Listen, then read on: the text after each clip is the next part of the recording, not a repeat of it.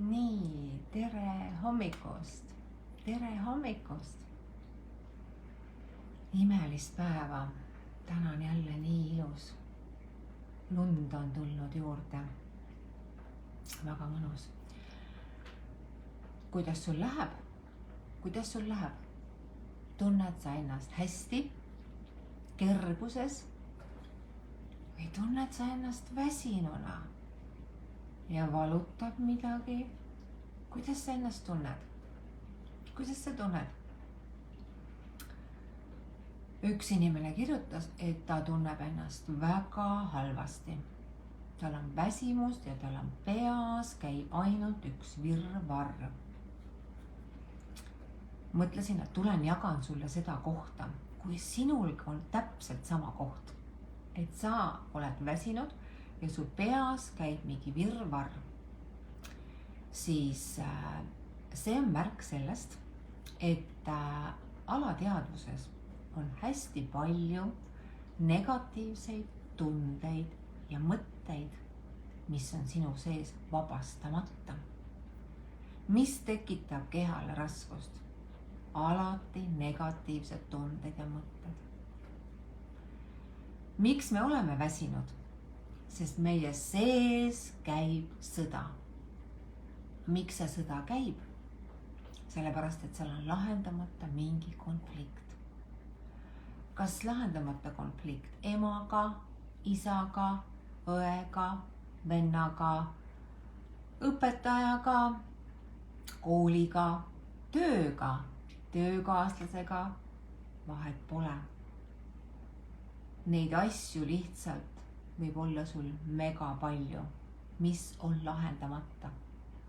Ja see tähendab seda, et sul võib olla selline koht, et sul pole isegi elu jõudu, sest sinu kopsik on täiesti täis neid negatiivseid emotsioone.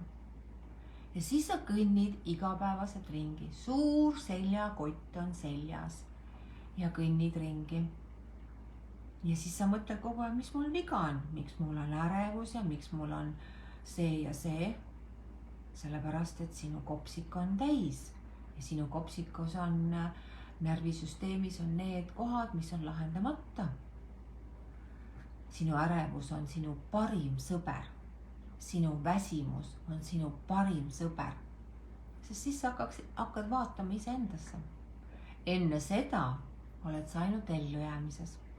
Sa ainult mõtled, kuidas arveid tasuda ja sul ei ole seda kohta, aga kes mina olen?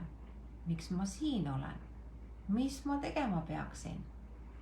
Nii et selles mõttes, kui sa oled täna selles kohas väsinud, stressis, siis ma lihtsalt ütlen, et siit on võimalik edasi kasvada. Kasvada sinna kohta, kus sa hakkad väärtustama iseennast. Ja sa ei pane enam tööd esikohale, vaid sa paned iseennast esikohale. Sa hakkad jõudma kohalolusse, sa hakkad väärtustama ennast, sa hakkad armastama ennast ja hakkad elama omadel tingimustel. Siis on võimalik selles mõttes sellest väsimusest, oleneb kui raskes kohas sa oled, sellest välja tulla. Nii et väsimuse taga on alati negatiivsed tunded ja mõtted. Ja väga palju on neid tundeid, mida sa isegi ei mäleta. Sa ei mäleta nende tundeid absoluutselt. Need on nii sügaval peidus sinu sees. Programmid, mis käivad alateadlikult. Juurpõhjus. Ma pole piisav sellisena, nagu ma olen. Ma pean olema selline.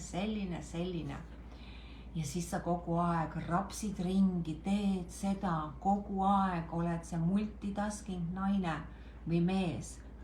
Ma teen seda ja siis sa oled lõpuks nagu selles kohas, kus sa pole osanud ennast hinnata ega väärtustada. Sest sinu sees on alateadvuses jooksnud lihtsalt üks programm.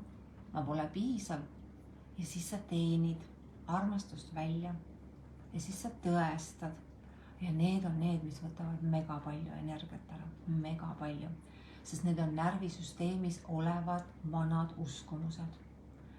Nii et nii internetis tunned väsimuses, raskuses, siis tea, et see kõik on lahendatav. läbi energiateraapia. kui sina hakkad oma tundeid ja mõtteid ümber transformeerima, siis saab tulla sinu sisse rahu. ja kui sa elad rahus, hingerahus, siis see on parim asi, mida sa endale saad anda. nii et kui sina tunned, et sa ei oska, ei saa, ei kõik, mis sinu sees on, siis tea, et need on need, mis panevad su südame lukku. aga meil on just vaja avarduda kogu aeg. nii et väsimusest, ärevusest, depressioonist, kõigest on võimalik vabaneda. absoluutselt kõigest. Need on lihtsalt keha sõnumid, mis on vaja teadvustada ja ümber transformeerida. ja tulla ära südametasandile, kuulama hakata iseennast. nii et kõik on täna võimalik, nii et kui sa valid iseendaga töö. ja üks küsimus veel oli või mõte.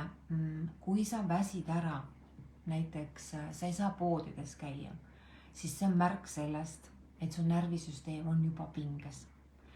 ja mida rohkem sa hakkad aru saama, et see pinge on seotud tööga, rahaga, inimestega, sest sinu sees võib närvisüsteemi joosta nii nagu minu jooksis täiesti vale programm.